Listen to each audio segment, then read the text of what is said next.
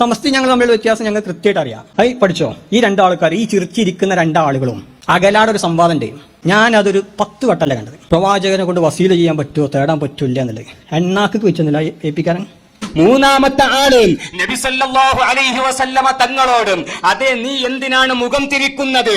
അതേ മൻസൂർ രാജാവ് എന്നിട്ട് ചോദിക്കുകയാണ്, മാലിക് ബിൻ അനസ് ഇരിക്കേണ്ട മൗലവിമാരെ, ബഹുമാനപ്പെട്ട അബൂ ഹനീഫ ഇമാം ഒന്നാമത്തെ ആളാണ്, രണ്ടാമത്തെ ആൾ അബ്ശഹി ഇമാമാണ്, മൂന്നാമത്തെ ആൾ മാലിക് ബിൻ അനസ് റളിയല്ലാഹു അൻഹു.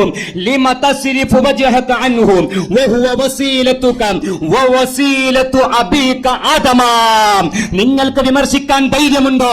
മാലിക് ബിൻ അനസിനെയും തള്ളിക്കോളിയും, ബറൂസവിയെ തള്ളിക്കോളിയും, അബൂ ഹനീഫ ഇമാമിനെ തള്ളിക്കോളിയും, പിന്നെ സ്വീകരിക്കേണ്ടത് ആരെ? ഈ കാണുന്ന സാധനത്തെ. പറ്റൂല നിങ്ങൾ പറ്റൂല. ഞങ്ങൾക്ക് അബൂ ഹനീഫ ഇമാമിനെ വേണം. പിന്നെ ഹാക്കിം തങ്ങളും, ഞാൻ പറഞ്ഞില്ല ചങ്ങാതി, ഹാക്കിം തങ്ങൾ ഉദ്ധരിച്ച ഹദീസും സ്വഹീഹാണെന്ന് സമർത്ഥിക്കും.